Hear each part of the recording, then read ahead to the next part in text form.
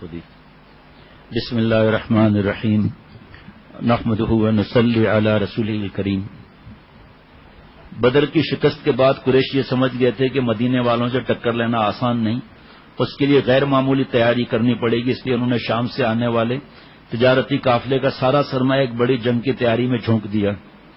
یہ بھی ذہن میں رہے کہ کس طرح آ کر تنگ کرتے تھے، آ کر کس طرح اذیتیں دیتے تھے، کس طرح منافقوں کی جو ہے وہ سرپرستی کی جاتی تھی، کس طرح ان کو پہلی دفعہ بچپن سے سنتے ہوئے آ رہے ہیں کہ 1000 صحابہ رضوان اللہ علیہم مجمعین گئے، سامنے 3000 کا تھا لشکر اور کتنے اونٹ، وہ آگے آئے گا، لیکن یہ آج پہلی دفعہ پتا چلا کہ 1000 جو ہے وہ لشکر تھا مسلمانوں کا۔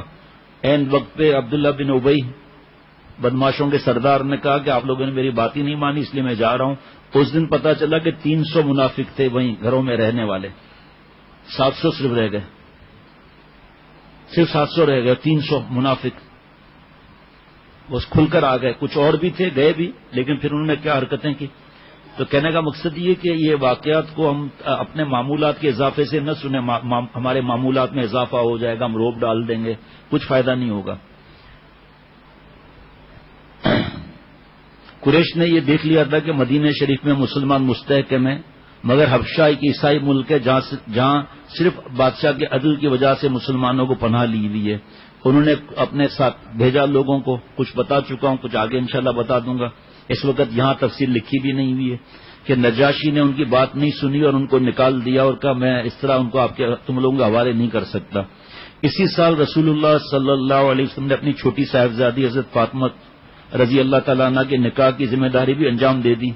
ان کے لیے آپ صلی اللہ علیہ وسلم نے اپنے چچا زاد حضرت علی رضی اللہ تعالیٰ عنہ کو پسند فرمایا۔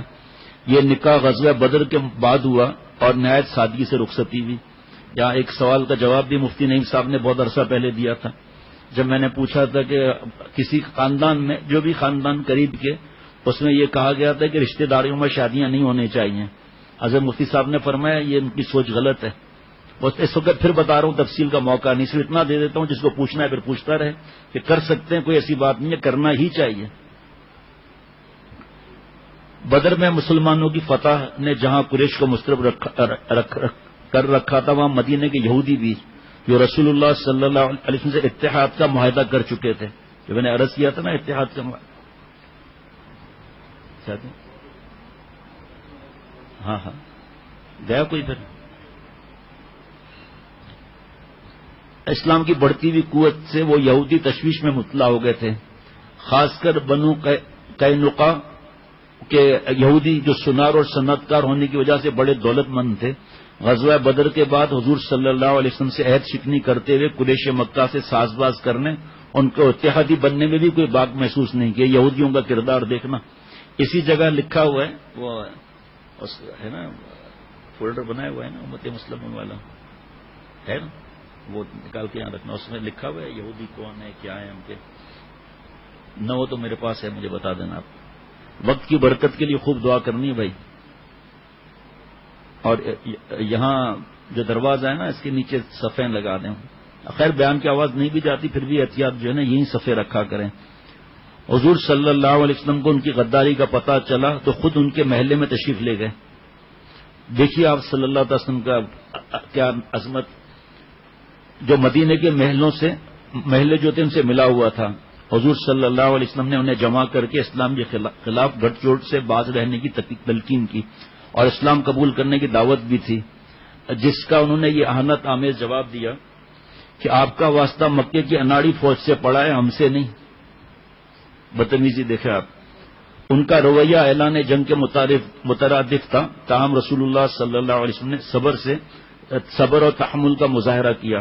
بار بار سوچتے رہیں کہ کسی وقت بھی فرشتہ آ کر ختم کر سکتا تھا، کوئی بات ہی نہیں تھی۔ چند دنوں بعد اب ذرا ان کی بدماشیاں دیکھیے گا، بنو قینقاع کے یہودیوں نے اپنے صرافہ بازار میں زیور بنانے کے لیے آنے والی ایک مسلمان خاتون کو بے لباس کرنے کی کوشش کی۔ مسلمان نے یہ منظر دیکھ لیا اور ایک بدماش یہودی کو موقع پر قتل بھی کر دیا۔ باقی یہودی قلعہ بند ہو گئے۔ اس گھناؤنی حرکت کے بعد یہودی کسی رعایت کے مستحق نہیں تھے۔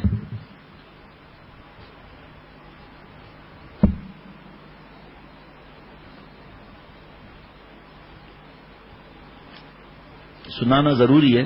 خود یہود کو بھی یقین تھا کہ وہ آخری پیغمبر آنے والا ہے اور انہی میں سے ہوگا، کیونکہ صدیوں سے ان میں جلیل القدر انبیاء کرام کا ظہور ہوتا آ رہا اور انہیں اپنے انبیاء علیہ الصلوۃ والسلام شہید کیا، کتنا ستایا، وہ تاریخ الگ ہے. اور پھر ان کے اوپر جو عذاب آئے اور جو ان کے اوپر مشکلات آئیں اور خدا کے لاڈلے اور انبیاء علیہ الصلوۃ والسلام آئے اور پھر ظلم کیے، اس تصور نے انہیں مغرور کر دیا تھا، جس کی نتیجے میں وہ خودرائی اور منمانی کے مریض بن گئے تھے. یہ جب مرض حد سے بڑھا تو انہیں آسمانی شریعت کو بھی اپنے مرضی کے مطابق ڈالنے کی کوشش کر دی. تورات میں جا بجا لفظی تبدیلیاں کر دیں.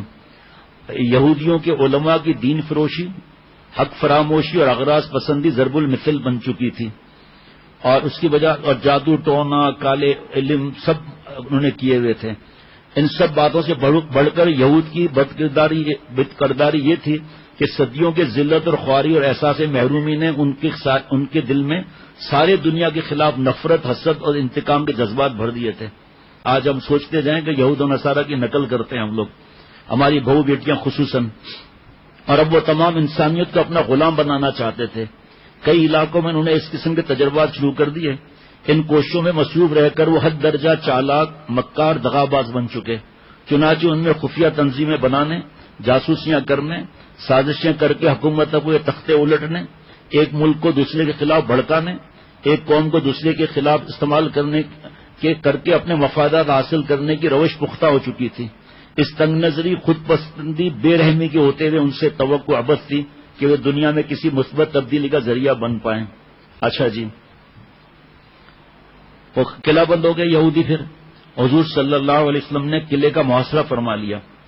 یہ 14 شوال سن 2 ہجری کا واقعہ ہے. یہ اسلامی تاریخ کی پہلی جنگ تھی جس میں قلعہ بند دشمن کا سامنا تھا. 15 دن تک محصور رہنے کے بعد ہار مان لی. انہیں سزا کے طور پر جلا وطن کر دیا گیا. یہ لوگ مدینے سے نکل کر شام کے سرحدی علاقے میں جا بسے. مسلمانوں اور یہودیوں میں کشمکش کا آغاز دیکھ کر قریش یہود کو ساتھ ملانے کا سوچنے لگے اور خفیہ ان کی باتیں ہوتی رہیں. یہ کام بنو امیہ کے رئیس ابو سفیان بن حرب کے سپرد ہوا. ابو جہل، ابو لہب، عتبہ جیسے رئیسوں کے ہلاکت کے بعد ابو سفیان کو قریش کا قابل ترین فرد جانا جاتا تھا. ابو سفیان نے 200 افراد کے ساتھ مدینے کا رخ کیا. یہود بنو نذیر کے قلعوں میں قیام کیا. یہاں کے رئیس سلام بن مشکم سے اتحاد اور تعاون کے عہد و پیمان ہوئے.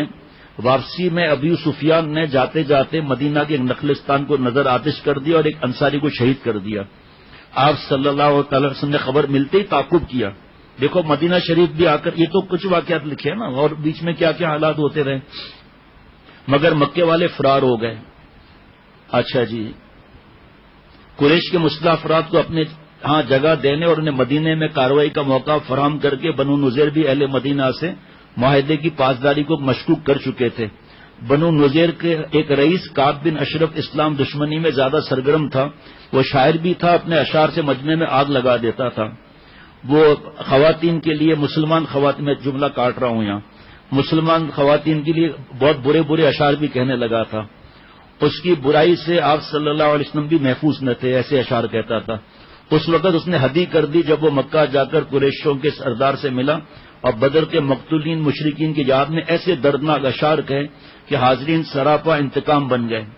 میثاق کے مدینہ کے خلاف یہ سرگرمیاں اسلامی حکومت سے کھلی بغاوت اور بہرحال قابل سزا تھیں.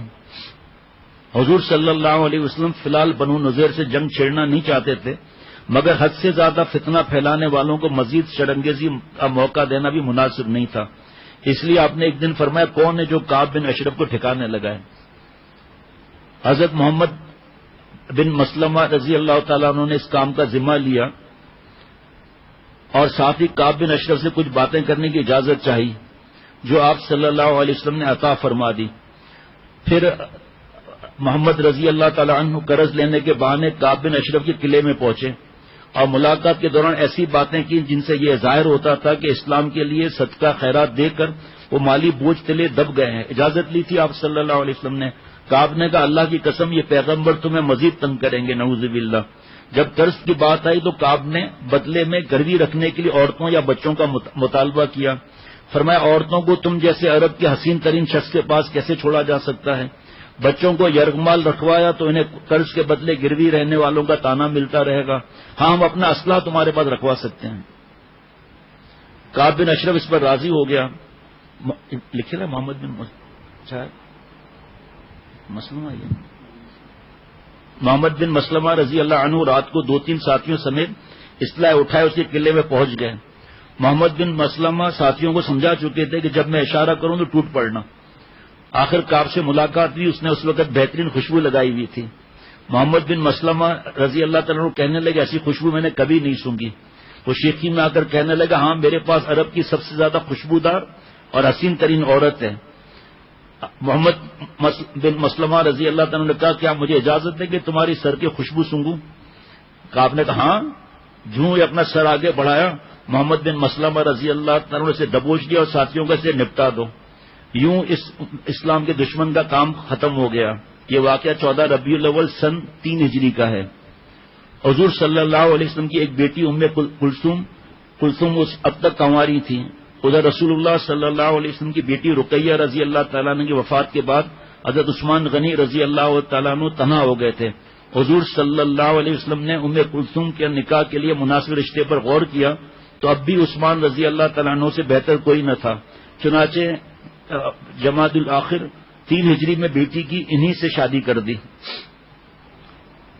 قافلہ جا رہا تھا تو ابو سفیان کی قیادت میں صفوان بن امیہ اور ابو سفیان کی قیادت میں قافلہ مکے سے عراق کی طرف روانہ ہوا جس سامان میں چاندی کا بڑا ذخیرہ شامل تھا.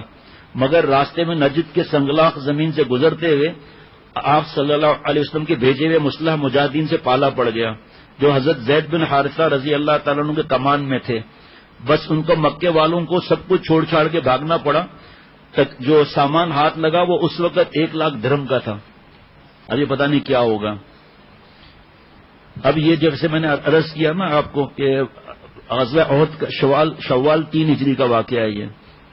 اور اس میں جو حالات ہیں کہ کس پہاڑی سلسلہ کیا تھا, مدینہ شریف کی عقب میں کیا تھا, یہ بہت تفصیل ہے اس کی. جہاں میں سمجھوں گا مختصر عرض کرتا رہوں گا حضرت والا کے صدقے جو حضرت نے فرمایا جو دل میں ہے اس کو کرنا بیان. قریش کے لیے مدینہ پر چڑھائی کے کئی محرکات جمع ہو چکے تھے.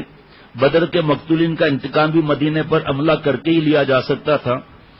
عرب میں اپنی سابقہ آن بان قریش کو بحال کرنے کا بھی اب ان کے خیال میں اور کوئی طریقہ نہ تھا کہ ایک فیصلہ کن جنگ ناگزیر ہو چکی تھی. قریش نے اپنا سارا سامان وغیرہ بیچا. 3000 کے اس لشکر میں 200 گھڑ سوار, 700 ذرہ پوش سپاہی تھے, 15 مرثیہ خواہ عورتیں بھی تھیں جو بدر کے مقتولین کے نوحے پڑھ پڑھ کر فوج کو دوش دلاتی تھیں. اس لشکر کے آپ صلی اللہ علیہ وسلم کے چچا حضرت عباس نے بنو غفار کے ایک تیز رفتار سوار کو اطلاع رکا دے کر مدینہ بھیج دیا. چنانچہ لشکر کے پہنچنے سے پہلے کئی دن قبل آپ صلی اللہ علیہ وسلم کو یلغار کی اطلاع مل گئی. ایک ہی جملہ بتا دیتا ہوں. چونکہ مدینے کے جنوب میں لاوے کی کثرت ہے جہاں لڑنا دشوار ہے, لہذا لشکر قریش مدینہ کے گرد چکر کاٹ کر شمال میں پہنچ گیا اور یہاں کوہ احد کے مغرب میں زغابہ میں خیمہ زن ہوا. آپ صلی اللہ علیہ وسلم فرماتے ہیں کہ احد پہاڑ ہم سے محبت کرتا ہے, ہم احد پہاڑ سے محبت کرتے ہیں.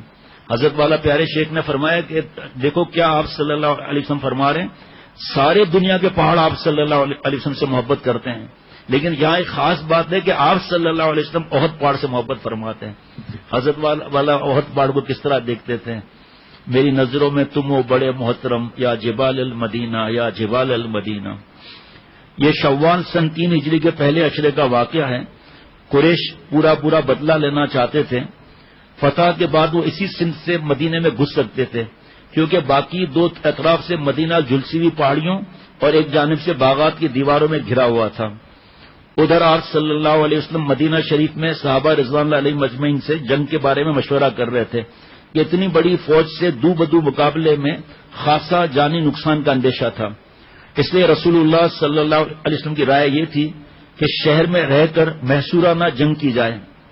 عبداللہ بن ابی بزدلی کی وجہ سے آمنے سامنے کی جنگ سے گھبرا رہا تھا, منافقوں کا سردار. اس نے ہاں میں ہاں ملائی مگر نوجوان شمشیر زنی کے جوہر دکھانے کے لیے بے چین تھے. انہوں نے باہر نکل کر لڑنے پر اصرار کیا. ان میں سے بہت سے کو جنگ بدر میں شرکت نہ کر سکنے کا رنج تھا اور شہادت کی امنگ ان کے دلوں میں مچل رہی تھی۔ ان کا جوش و خروش دیکھ کر آپ صلی اللہ علیہ وسلم خاموشی سے گھر تشریف لے گئے۔ اور پھر کیا ہوا؟ آپ صلی اللہ علیہ وسلم ذرہ پہن کر ہتھیار باندھے مجمع میں تشریف لے آئے۔ یہ کھلے میدان میں جا کر لڑنے کا عملی اشارہ تھا۔ صحابہ رضوان اللہ علیہ مجمع اب فکر مند ہوئے، انہوں نے اپنی رائے سے دستبردار ہوتے ہوئے عرض کیا، آپ پسند فرمائے تو اندر ہی رہ کر لڑائی کی جائے۔ مگر آپ صلی اللہ علیہ وسلم نے فرمایا، جب نبی ہتھیار پہن لے تو اسے زیب نہیں دیتا کہ لڑے بغیر انہیں اتار دے۔ یہ اس بات کی طرف اشارہ تھا کہ جب ایک حکمت عملی طے ہو جائے تو اس میں بار بار رد و بدل کرنا مناسب نہیں ہوتا۔ آپ صلی اللہ علیہ وسلم نے جمعے کی نماز پڑھا کر لشکر مرتب کیا اور سپہر کے وقت شہر کے اندرونی محلے اور کوچوں سے گزرتے ہوئے شمالی سمت کو روانہ ہوئے جدھر قریش پڑاؤ ڈالے ہوئے تھے۔ یہ ضروری تھا کہ انہیں چمکنہ کیے بغیر مناسب مقام تک پہنچا جاتا۔ آپ صلی اللہ علیہ وسلم کسی نئے راستے سے نکلنا چاہتے تھے، چنانچہ شہر کے کنارے بنو حارثہ کے محلے میں پہنچ کر آپ صلی اللہ علیہ وسلم نے فرمایا، کوئی ہے جو ہمیں ایسے راستے سے دشمنوں کے قریب پہنچا دے کہ ہمیں ان کے سامنے سے نہ گزرنا پڑے۔ اس محلے کے ایک صحابی ابو خیثمہ رضی اللہ عنہ نے عرض کیا، اللہ کے رسول میں اس خدمت کے لیے حاضر ہوں۔ وہ اسلامی فوج کو باغات کے اندرونی راستے سے گزار کر آبادی سے باہر لے گئے۔ منافقوں نے اس موقع پر اپنی اسلام دشمنی کا پورا مظاہرہ کیا۔ لشکر کے ایک منافق مربا کے باغ سے گزرنا پڑا تو اس نے واویلا شروع کر دیا کہ میں اپنے باغ سے گزرنے کی اجازت نہیں دے سکتا۔ تاہم موقع ایسا نازک تھا کہ کسی کے ہیلا بازی کو خاطر میں لا کر ریاست کے دفاع کو خطرے میں نہیں ڈالا جا سکتا تھا، چنانچہ مسلمانوں نے اس کا احتجاج نظر انداز کر کے بیچ سے ہی گزرے وہاں سے۔ اس نازک ترین وقت میں عبداللہ بن ابی منافق نے جنگ میں شرکت کرنے سے انکار کر دیا۔ اس نے بہانہ یہ بنایا کہ اس کی رائے شہر میں محسونہ نے جنگ کی تھی، اس پر عمل کیوں نہیں کیا گیا۔ جب وہ یہ کہہ کر واپس ہوا کہ ہم کیوں بے فائدہ اپنی جانیں گنوائیں، تو کم و بیش 300 افراد ان کے ساتھ لوٹ گئے۔ یہ اس حقیقت کا کھلا ثبوت تھا کہ مدینے میں منافقوں کی تعداد سینکڑوں میں تھی جو اسلام کی جڑیں کاٹنے پر تلے تھے۔ صورتحال ایسی تھی کہ ان غداروں کو روکنے کی کوشش کرنا ایک نئی جنگ مول لینے کے مترادف تھا۔ اس لیے حضور صلی اللہ علیہ وسلم نے خاموشی اختیار کی۔ اب لگ بھگ 700 افراد رہ گئے۔ اگر منافقین شروع سے لشکر کے ساتھ نہ چلتے تو اتنی حوصلہ شکنی نہ ہوتی، مگر ان کے اچانک چلے جانے سے اسلامی فوج کو سخت دھچکا لگا۔ مگر اللہ کی رحمت اور حضور صلی اللہ علیہ وسلم جیسے بے مثال قائد کی رہنمائی شامل حال تھی، اس لیے مسلمان ہمت نہ ہارے۔ جنگ بدر میں تو مدینہ سے 70 میل دور اور جہاں شہر خطرے کی زد سے دور تھا وہاں، مگر اب جنگ مدینے کے دروازے پر شروع ہونے والی ہے۔ عددی لحاظ سے بھی صورتحال غزوہ بدر سے زیادہ نازک تھی۔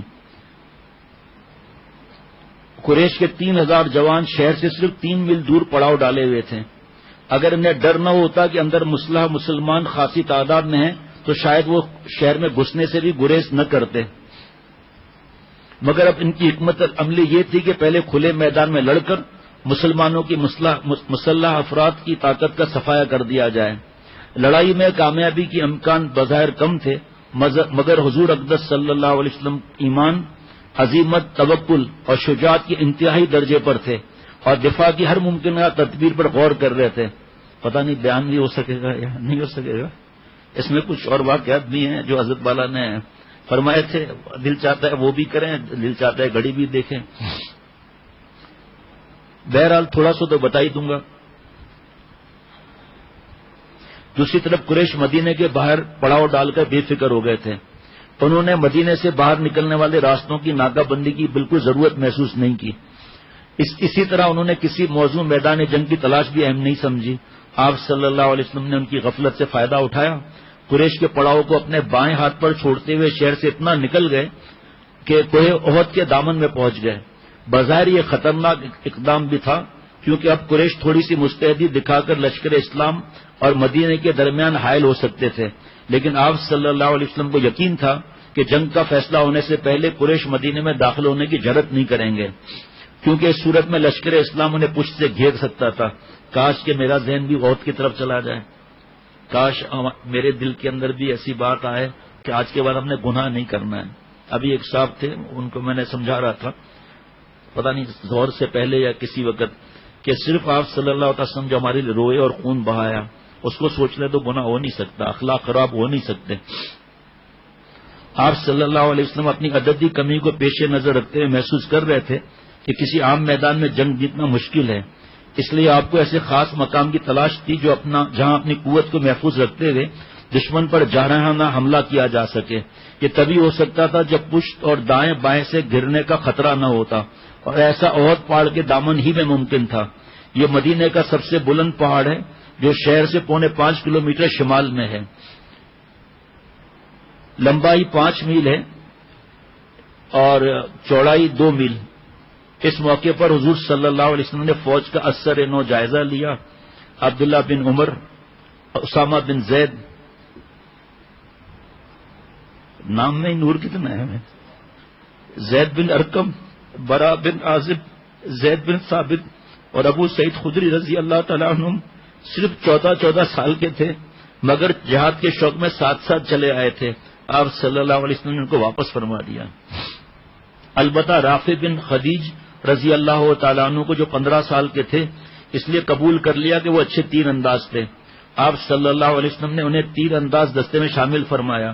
اسی طرح سمرہ بن جندب رضی اللہ تعالیٰ عنہ کو بھی جو 15 سال کے تھے قبول فرمایا، اس لیے کہ انہوں نے کشتی میں رافع بن خدیج رضی اللہ عنہ کو پچھاڑ کر دکھا دیا تھا. یہ موقع تھا جب نکل رہے تھے تو ہم بھی چلیں گے. آپ صلی اللہ علیہ وسلم نے فرمایا یہ بڑے ہیں، تھوڑا اس طرح والے بھی ہیں کا مقابلہ ہو جائے. تو آپ صلی اللہ علیہ وسلم ان کو بھی لے لیا. ہفتہ 15 شوال 3 ہجری یعنی 30 مارچ 625 عیسوی کو الگ صبح حضور صلی اللہ علیہ وسلم نے صف بندی اور مورچہ بندی اس طرح مکمل کر لی تھی کہ احد پہاڑ پشت پر تھا اور مدینہ شریف بائیں ہاتھ پر. دن کا اجالا پھیلتے ہی لشکر قریش مسلمانوں کی طرف بڑھنے لگا. اس کے 2 ماہر جنرل، ایک کا نام سنیں گے تو ظاہری بات ہے اس وقت کیا کیفیت ہوگی. ایک ماہر جنرل خالد بن ولید کفار کی طرف سے. یہاں حضرت کی بات بڑی، اس میں علامات ربانی میں لکھا ہے کہ مایوس کیوں ہوتے ہو. دیکھو اللہ نے حضرت خالد بن ولید رضی اللہ تعالیٰ عنہ کو بھی ایمانت کیسے عطا فرمایا. حضرت عمر رضی اللہ تعالیٰ عنہ واقعہ حضرت نے سنا ہے، ان کو کیسے اللہ نے قبول فرمایا. حضرت وحشی رضی اللہ تعالیٰ عنہ کو کیسے قبول فرمایا. تو مایوس کیوں ہوتے وہ، اللہ تو بھی ہے نا. حضرت ابھی تو خالد بن ولید لکھا ہے دائیں بازو کے، اور اکرمہ بن ابو جہل بائیں بازو کے 100 گھڑ سوار کی قیادت کر رہے تھے. خالد کی جنگی مہارت ضرب المثل تھی، جبکہ اکرمہ اپنے باپ ابو جہل کے خون کا بدلہ لینے کے لیے بےتاب تھا. ان میں ابو عامر راہب نامی مشہور درویش بھی تھا جو مدینے کا باشندہ تھا اور اسلام سے پہلے عبادت اور ریاضات کی وجہ سے مشہور تھا. نبی اکرم صلی اللہ تعالی وسلم کے مدینہ تشریف آوری سے اس کی جعلی روحانیت کا بھرم کھلا تو وہ حسرت اور انتقام کی آگ میں جلنے لگا. اس کا تیش اس وقت اور بڑھ گیا جب اس کے بیٹے حنظلہ رضی اللہ عنہ نے بھی اسلام قبول کر لیا. ایک صحابہ کے واقعے پر الگ ہے کہ کس کو فرشتوں نے غسل دیا تھا، کیا معاملہ تھا. بڑے عجیب واقعات ہیں ایمان تازہ کرنے والے. غور سے سنیے گا بھائی. آج وہ انتقام کی آگ بجھانے لشکر قریش میں شامل ہو کر آیا. اسی لشکر میں جبیر بن مطعم کے غلام وحشی بن حرب کو بھی شامل کیا گیا، جسے نیزہ پھینک کر مارنے میں ایسی مہارت تھی کہ کبھی نشہ چوکتا نہ تھا، جس نے حضرت حمزہ رضی اللہ عنہ شہید کیا تھا. جبیر بن مطعم کو حضرت حمزہ رضی اللہ تعالیٰ عنہ پر، جنہوں نے جنگ بدر میں قریش کے سپاہ سالار عتبہ کو موت کے گھاٹ اتار دیا تھا، سخت غصہ تھا. جبیر بن مطعم نے وحشی سے وعدہ کیا تھا کہ اگر وہ حمزہ رضی اللہ عنہ کو قتل کر دے تو اسے آزاد کر دیا جائے گا. قریش کی خواتین لشکر کے پیچھے دف بجا کر یہ رزمیہ گیت گا رہی تھی. ایک تو ابھار رہی تھی، وہ قتل یاد دلا رہی تھی. اگر تم پیش قدمی کرو گے تو ہم تمہیں گلے سے لگائیں گی اور تمہارے لیے پھولدار بستر بچھا دیں گی. کیا اشارہ ہے سمجھ سکتے ہیں. لیکن تم پسپا ہوئے تو ہم تمہیں چھوڑ دیں گی، کسی لگاؤ کے بغیر ہمیشہ کے لیے جدا ہو جائیں گی. مسلمان سارے کے سارے باپیادہ تھے، صرف 2 افراد کے پاس گھوڑے تھے. دشمن کے فوج کے 200 گھڑ سوار کھلے میدان میں آسانی سے پیادوں پر حاوی ہو سکتے تھے، اس لیے آپ صلی اللہ علیہ وسلم نے وادی کے کشادہ حصے میں زیادہ آگے جا کر صفیں باندھنے سے اعتراض کیا تاکہ ضرورت پڑنے پر مسلمان پیچھے ہٹ کر اپنے مورچے میں آ سکیں. جہاں پہاڑی دیوار تقریباً نیم دائرے کی شکل میں کھڑی تھی، آج بھی اس کا کچھ حصہ باقی ہے. اس تنگ جگہ میں دشمن کے گھڑ سوار گھوڑوں کو آزادی سے چکر نہیں دے سکتے تھے، جبکہ مسلمان پیادے تیزی سے رخ بدل کر ان کو گھائل کر سکتے تھے. احد پہاڑ کی طرف پشت کر کے صف بندی میں یہ حکمت بھی تھی کہ اس طرح مسلمانوں کا منہ مغرب کی طرف تھا.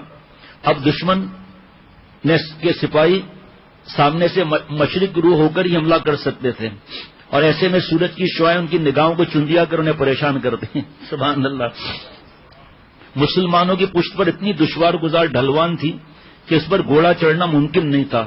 ہاں، شکست کی صورت میں باپیادہ مسلمان اس ڈھلوان پر چڑھ سکتے تھے اور قریش گھڑ سوار پر تیر اندازی اور سنگباری کر کے خود کو بچا سکتے تھے. اگر عقب سے کوئی حملہ ممکن تھا پیچھے سے، تو صرف اسی صورت میں جب قریش کا کوئی دستہ لمبا چکر کاٹ کر عقب میں آتا اور مسلمانوں کے بائیں بازو پر ٹوٹ پڑتا. اگرچہ ایسی کارروائی مشکل ضرور تھی مگر ناممکن نہیں. آپ صلی اللہ علیہ وسلم نے اس خطرے کو بر وقت بھانپتے ہوئے ایک انوکھا فیصلہ کیا.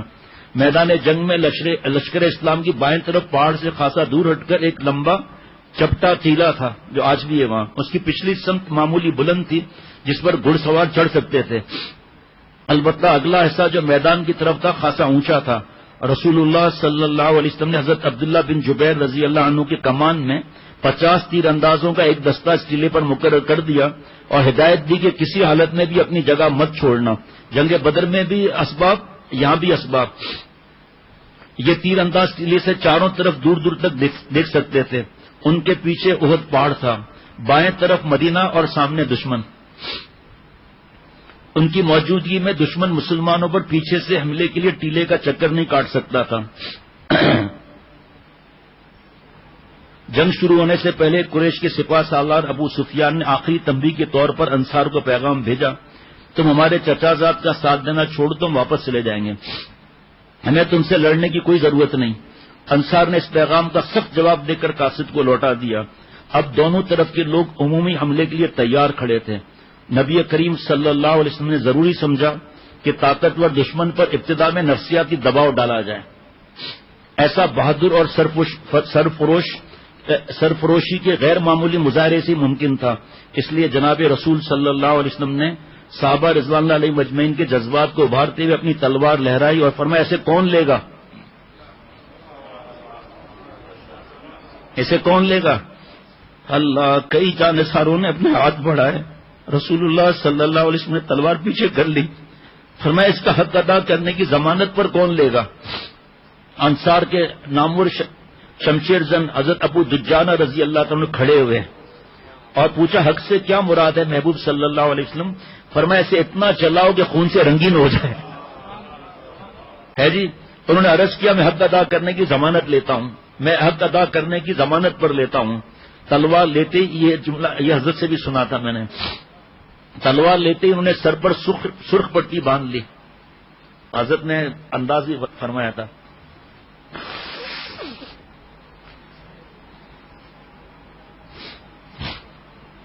میدان میں اترتے وقت یہ ان کی عادت تھی سرخ پٹی باندھنے کی. یہ دیکھ کر سب نے بے اختیار کہا، ابو دجانہ نے موت کی پٹی باندھ لی. ابو دجانہ رضی اللہ تعالیٰ عنہ تلوار سونت کر دونوں صفوں کے درمیان اکڑتے ہوئے گھوم رہے تھے. حضرت نے فرمایا تھا اس طرح چال تھی ان کی. اللہ کو یہ چال پسند نہیں، اس طرح کی چال. لیکن آگے سنیے نا، اکڑتے ہوئے دونوں صفوں کے درمیان گھوم رہے تھے. حضور صلی اللہ علیہ وسلم نے دیکھ کر فرمایا، اس وقت اللہ کو یہ چال ایسے موقع پر پسند ہے. اس کے بعد دونوں طرف انفرادی مقابلے ہوئے. مشرکین کا نامور پہلوان طلحہ بن ابی طلحہ اونٹ پر سوار نکلا. ادھر سے زبیر بن عوام رضی اللہ تعالیٰ عنہ پیدل نمودار ہوئے اور اچھل کر اس کے اونٹ پر چڑھ گئے اور ساتھ ہی اسے دھکیل کر زمین پر گرا دیا اور تلوار سے ذبح کر ڈالا. پھر مقتول کا بھائی ابو سعد آیا اور حضرت سعد بن ابی وقاص رضی اللہ تعالیٰ عنہ کے ہاتھوں مارا گیا. یہ دیکھ کر مقتول کے دو بھتیجے مصافے اور جلاس میدان میں نکلے. ادھر سے عاصم بن ثابت رضی اللہ تعالیٰ عنہ کمان سنبھال کر کھڑے ہوئے، دونوں کا تیر کا نشانہ بنا دیا. جاؤ چھٹی. اب دونوں طرف سے نعرے بلند ہوئے اور دونوں لشکر باہم ٹکرا گئے. حضرت ابو دجانہ رضی اللہ تعالی عنہ نے حضور صلی اللہ علیہ وسلم کی شمشیر اس طرح چلائی کہ پرے کے پرے صاف کر دیے، اور دشمنوں کی صفیں الٹتے ہوئے ان کے عورتوں تک جا پہنچے، یہاں تک کہ ہند بن عتبہ ان کے شمشیر کی زد میں آ گئی، انہوں نے عورت ہونے کا لحاظ کرتے ہوئے چھوڑ دیا۔ ہے غیرت کفار میں، کس طرح وہ عورتوں کو شہید کرتے ہیں، بیوہ کرتے ہیں، بچوں کو یتیم کرتے ہیں، بوڑھوں پر ظلم کرتے ہیں، کیا کیا باتیں آدمی بتائے درمیان میں۔ ہمارا دین دیکھو آپ، مہاجرین و انصار نے ایک دوسرے سے بڑھ چڑھ کر شمشیر زنی کے جوہر دکھائے۔ حضرت حمزہ رضی اللہ عنہ کے سامنے جوش مشرک آتا، تلوار کا لقمہ بن جاتا۔ دو کفار بڑے بڑے، ایک سبا بن عبد العزا اور ارطا بن عبد، جیسے سورما آنن فانن ان کے آگے ڈھیر ہو گئے۔ ادھر حضرت علی رضی اللہ عنہ کے وار سے مشرکین کا علم بردار طلحہ بن عثمان زخمی ہو کر پرچم سمیت گر پڑا۔ قریش کے گھڑ سوار اور پیادے مسلمانوں کی ایمانی طاقت اور جوش و جذبے کے سامنے نہ ٹھہر سکے اور میدان چھوڑ کر بھاگ نکلے۔ مسلمان تعاقب کرتے ہوئے ان کے خیمے تک پہنچ گئے اور مال غنیمت جمع کرنے لگے۔ مشرکین کی عورتیں پائنچے چڑھائے وہاں سے بھاگ رہی تھیں، وہ اشعار بھول گئی جی۔ ٹیلے پر یہ جو متعین کیے ہوئے تھے تیر اندازوں نے یہ منظر دیکھا تو وہ یہی سمجھے کہ جنگ کا فیصلہ ہو گیا، اس لیے وہ بھی مال غنیمت لینے نیچے اترنے لگے۔ ان کے امیر عبداللہ بن جبیر رضی اللہ تعالیٰ عنہ نے انہیں روکنے کی کوشش کی اور یاد دلایا کہ نبی اکرم صلی اللہ علیہ وسلم نے ہر حال میں یہاں پہرا دینے کی تاکید فرمائی تھی، مگر جانے والے یہ سوچ کر نہ رکے کہ جنگ تو ختم ہو چکی، اب یہ تو بالکل کفار بھاگ رہے ہیں۔ اسی طرح ٹیلے پر صرف 14 یا 15 افراد باقی رہ گئے۔ مشرکین کے گھڑ سوار دستے کے سالار خالد بن ولید نے پسپائی کی حالت میں بھی ٹیلے کو خالی ہوتا ہوا دیکھ لیا اور کمزوری سے فائدہ اٹھانے میں دیر نہ لگائی۔ حضرت فرماتے تھے جن کی وجہ سے اتنے مسلمان شہید ہوئے، اللہ نے ان کو کیا عزت دی، سیف اللہ کا لقب ملا۔ فرمایا مایوسی کس بات کی ہے؟ جلدی خالد کا گھڑ سوار دستہ ٹیلے کا چکر کاٹتے ہوئے مسلمانوں کے عقب میں آ پہنچا۔ ٹیلے پر رہ جانے والے باقی ماندہ پہرے دار انہیں روکنے میں کامیاب نہیں ہو سکے، لڑتے لڑتے سب شہید ہو گئے۔ اب خالد بن ولید نے مال غنیمت جمع کرتے ہوئے بے خبر مسلمانوں پر دھاوا بول دیا اور بہت سو کو شہید کر دیا۔ ادھر سے بھاگتے ہوئے مشرکین بھی پلٹ آئے اور مسلمان دونوں طرف سے سخت نرغی کی کیفیت میں آنے لگے۔ وحشی نے موقع پا کر حضرت حمزہ رضی اللہ عنہ پر بھالا پھینکا جو ان کے ناف کے پار ہو گیا۔ ادھر لشکر اسلام کے پرچم بردار مصعب بن عمیر رضی اللہ تعالیٰ عنہ بھی شہید ہو گئے۔ گھر جا کر پھر ابھی جو بات یاد آ رہی ہے، گھر جا کر آنے لگتی ہیں باتیں یاد۔ حضرت نے حضرت مصعب بن عمیر رضی اللہ تعالیٰ عنہ کا واقعہ سنایا تھا کہ کس طرح وہ مکے سے آئے، وہاں سے کیسے کپڑے پہنتے تھے مہنگے، پھر شہید ہو کر پھر ان کو کفن کس طرح کتنا ملا۔ پرچم کے زمین بوس ہو جانے سے مسلمانوں کی شیرازہ بندی مزید مشکل ہو گئی۔ ساتھ ہی افواہ پھیل گئی کہ نبی اکرم صلی اللہ علیہ وسلم شہید ہو گئے ہیں۔ یہ سن کر مسلمان پر بجلی گر پڑی۔ رنج و اضطراب، بد نظمی اور افراتفری کی اس کیفیت میں درجنوں مسلمان شہید ہو گئے، بہت سے ادھر ادھر نکل گئے، مگر افواہ غلط تھی۔ اس نازک ترین صورتحال میں بھی نبی اکرم صلی اللہ علیہ وسلم میدان جنگ میں موجود تھے۔ قریش کے کئی جنگجو آپ صلی اللہ علیہ وسلم کو تلاش کر رہے تھے۔ ان کے ناپاک عزائم سے بچانے کے لیے چند صحابہ نے نبی اکرم صلی اللہ علیہ وسلم کو اپنے حصار میں لے لیا اور سیسا پلائی ہوئی دیوار بن کر آپ کے گرد کھڑے تھے۔ ان میں حضرت ابوبکر صدیق، حضرت طلحہ، حضرت زبیر، حضرت حارث اور چند انصاری رضی اللہ عنہ پیش تھے۔ رسول اللہ صلی اللہ تعالی وسلم نے جنگ سے پہلے حفاظتی تدبیر کے طور پر اپنی زرہ حضرت کعب بن مالک رضی اللہ تعالیٰ عنہ سے بدل لی تھی تاکہ کسی کو پتہ نہ چلے، لہذا آپ کی پہچان مشکل ہو گئی تھی۔ پھر افواہ بھی اڑ گئی۔ پھر بھی مشرکین میں سے عتبہ بن ابی وقاص اس طرف آیا اور یکے بعد دیگرے کئی پتھر آپ صلی اللہ علیہ وسلم پر پھینکے جن سے آپ کے دندان مبارک زخمی ہو گئے۔ اتنے میں ابن شہاب اور ابن قمصہ مشرکین کے جتھے کے ساتھ تلواریں کھینچ کر حملہ آور ہوئے۔ موقع پر موجود صحابہ رضوان اللہ علیہ مجمعین رسول اللہ صلی اللہ علیہ وسلم کے سامنے دیوار بن گئے۔ اس کے باوجود ابن شہاب کے وار سے حضور اکرم صلی اللہ علیہ وسلم کی پیشانی پر زخم آیا اور ابن کمیسا کی تلوار آپ کے فولادی خود پر پڑی، ہیلمٹ جسے ہیلمٹ لکھا ہوا ہے جیسے ہیلمٹ، اگرچہ سر مبارک محفوظ رہا مگر خود کی آئینی کڑیاں اور رخساروں میں کھپ گئیں۔ رسول اللہ صلی اللہ علیہ وسلم کا دفاع کرنے میں ام عمارہ رضی اللہ تعالیٰ عنہ بھی تھیں، وہ آپ کے دائیں بائیں تلوار اور تیر چلا رہی تھیں، ان کے ساتھ ان کے خاوند زید بن عاصم اور 2 بیٹے حبیب اور عبداللہ رضی اللہ عنہما بھی تھے، شیروں کی طرح مشرکین سے لڑ رہے تھے۔ حضرت ام عمارہ رضی اللہ تعالی عنہ ابن قمیصہ سے الجھ گئیں، اس نے ایسی تلوار ماری کہ ام عمارہ رضی اللہ تعالی عنہ کندھے سے بوٹی اتر گئی۔ ام عمارہ رضی اللہ عنہا نے زخم کی پرواہ نہ کرتے ہوئے جواباً اس پر تلوار کی کئی وار کیے، مگر وہ بدبخت 2 زرہیں پہنا ہوا تھا اس لیے بچ گیا۔ ام عمارہ رضی اللہ عنہ کو کئی زخم لگے مگر کفار انہیں راستے سے نہ ہٹا سکے، ایسی آپ صلی اللہ علیہ وسلم کی حفاظت کر رہی تھی۔ حضور اکرم صلی اللہ علیہ وسلم نے دیکھا کہ ام عمارہ رضی اللہ تعالیٰ عنہ کے پاس ڈھال نہیں ہے۔ آپ یہاں ہمیں بھی سوچنا ہے کہ ہم مرد ہیں، اور ہماری بہو بیٹیوں کی بھی سوچنا ہے کہ یہ بھی تو تھی۔ آج یہ فیشن اور چست باریک لباس، موبائل کی دل دادا، نقصان بھی ہو رہا ہے لیکن نہیں، فکر نہیں۔ آپ صلی اللہ علیہ وسلم نے ایک صحابی کو حکم دیا کہ وہ اپنی ڈھال انہیں دے دیں۔ ام عمارہ رضی اللہ تعالیٰ ڈھال لے کر اور زیادہ جگر سے لڑنے لگیں۔ ام عمارہ رضی اللہ تعالی عنہ اس دن کو یاد کرتے فرماتی تھی، ہمیں گھڑ سواروں نے زیادہ نقصان پہنچایا، اگر وہ ہماری طرف پیدل ہوتے نا تو ہم انہیں مزہ چکھا دیتے۔ جب کوئی گھڑ سوار حملہ کرتا، ام عمارہ رضی اللہ تعالیٰ عنہ ڈھال کے ذریعے بڑی مہارت سے بچاؤ کرتی اور اس کی تلوار کچھ نہ بگاڑ پاتی۔ جب واپس مڑتا تو ام عمارہ رضی اللہ عنہ اس کے گھوڑے کے پاؤں پر وار کرتی، گھوڑے اور گھڑ سوار کے گرتے ہی حضور صلی اللہ علیہ وسلم ام عمارہ رضی اللہ عنہ کے بیٹے کو آواز دیتے، عمارہ کے بیٹے اپنی ماں کی مدد کرو۔ دونوں ماں بیٹا مل کر دشمن کو نپٹا دیتے۔ اس دوران ایک حملہ آور نے ان کے بیٹے عبداللہ بن زید کا ہاتھ شدید زخمی کر دیا۔ ایسے دن تھوڑی پیدا ہے، بے حیا عورتیں کہ ہمارا جسم کمینے پن کے جو نعرے مارتی ہیں ان کو کیا جاہلوں کو معلوم ہے۔ بیٹے حضرت عبداللہ بن زید رضی اللہ تعالیٰ عنہ کا ہاتھ شدید زخمی کر دیا۔ حضرت ام عمارہ رضی اللہ تعالیٰ عنہ دوڑ کر آئیں، اپنے تھیلے سے مرہم پٹی کا سامان نکالا اور پٹی باندھ کر فرمایا کہ جا میرے بچے دشمن سے لڑ۔ حضور صلی اللہ علیہ وسلم نے فرمایا کہ ام عمارہ کون ہے جو تم جیسی ہمت رکھتا ہو؟ اتنے میں کافر حملے کے لیے دوڑا۔ حضور صلی اللہ علیہ وسلم نے فرمایا ام عمارہ یہی ہے تمہارے بچے کو زخمی کرنے والا۔ ام عمارہ رضی اللہ تعالیٰ عنہ نے آگے بڑھ کر اس کی پنڈلی پر ایسا وار کیا کہ وہ گر پڑا، پھر بیٹے کے ساتھ مل کر اس کو بھی نپٹا دیا۔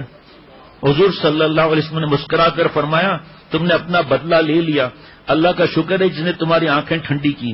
مشرکین نے براہ راست حملے ناکام جاتے دیکھ کر اب تیر برسانا شروع کر دیے۔ یہ دیکھ کر ابو دجانہ رضی اللہ عنہ تیزی سے لپکے اور حضور صلی اللہ علیہ وسلم پر اوندے جھک گئے۔ مشرکین کے تیر ان کے پشت میں پیوست ہوتے گئے۔ یہاں میرے پیارے شیخ نے ایک بات فرمائی تھی کہ پہلے حضرت ابو دجانہ رضی اللہ عنہ سامنے کھڑے تھے، آپ صلی اللہ علیہ وسلم کے تیر کھا رہے تھے۔ اس حالت میں بھی خیال آیا کہ محبوب صلی اللہ علیہ وسلم کی طرف پیٹھ ہو رہی ہے تو اس طرح ہو کر کھڑے ہو گئے۔ اب حضرت کی باتیں یاد آ رہی ہیں تو مزہ ایسا بڑھ رہا ہے۔ جو مسلمان وہاں سے دور مختلف ٹکڑیوں میں بکھرے ہوئے تھے انہیں ابھی تک حضور صلی اللہ علیہ وسلم کے بارے میں کچھ پتا نہ تھا، تاہم انہوں نے کچھ دیر میں اپنے حواس پر قابو پا لیا اور ایک دوسرے کو ہمت دلانے لگے۔ حضرت ثابت رضی اللہ عنہ نے آواز لگائی اے انصاریوں آؤ میری طرف آؤ، میں ہوں ثابت بن وحدہ، اگر حضور صلی اللہ علیہ وسلم شہید ہو گئے ہیں تو کیا، مگر اللہ تعالیٰ تو موجود ہیں، آؤ اپنے دین کو بچانے کے لیے لڑو۔ کچھ انصاری ان کے گرد جمع ہو گئے، انہوں نے قریش کے گھڑ سوار دستے کا سامنا کیا جس میں خالد بن ولید، اکرمہ بن ابو جہل، عمر بن عاص جیسے شمشیر زن شامل تھے۔ زوردار جھڑپ کے بعد ثابت بن وداحہ رضی اللہ عنہ اور ان کے تمام ساتھی شہید ہو گئے۔ انس بن نضر رضی اللہ عنہ نے مسلمانوں کو بکھرا ہوا دیکھ کر فرمایا بھائیوں، حضور صلی اللہ علیہ وسلم کے بعد ہم اور تم زندہ رہ کر کیا کریں گے؟ آگے بڑھو اور جس مقصد کے لیے ہمارے آقا نے جان دی ہے اس پر جان دے دو۔ یہ کہہ کر انتظار بھی نہیں کیا، کفار کے بھیڑ میں گھس گئے اور آخری دم تک تلوار چلاتے رہے۔ کعب بن مالک رضی اللہ عنہ زخمی ہو چکے تھے، وہ فرماتے تھے میں نے دیکھا کہ زرہ میں ملبوس اور اسلحے سے لیس ایک لہیم شہیم کافر مسلمانوں پر بڑا بھاری پڑ رہا تھا اور چیخ چیخ کے کہہ رہا تھا انہیں باندھ باندھ کر مارو۔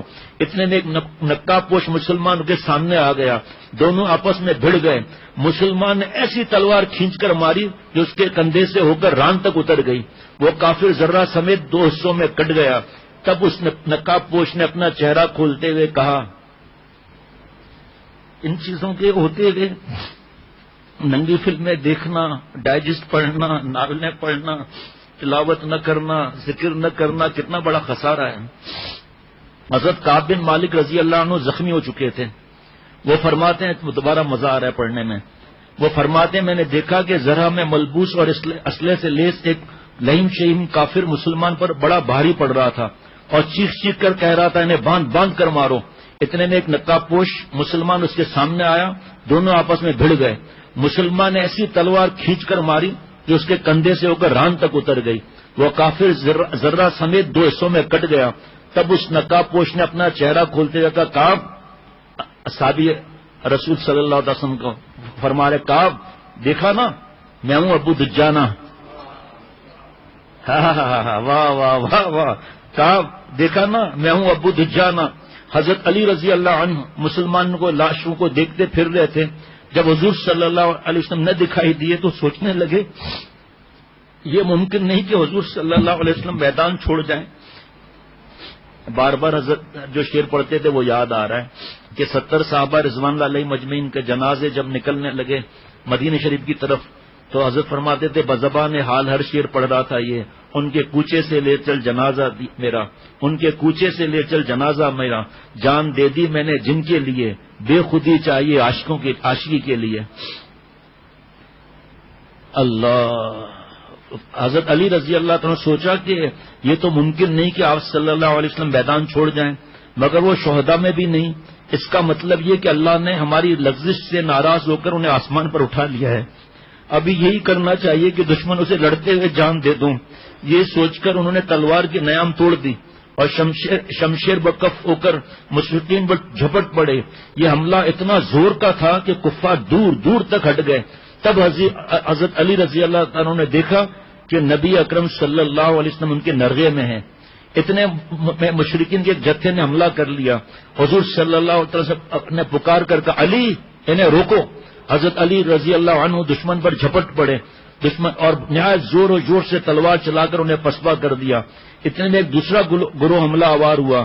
رسول اللہ صلی اللہ علیہ وسلم نے پھر فرمایا، علی اٹھو۔ انہوں نے ایک بار پھر انہیں مار بھگایا۔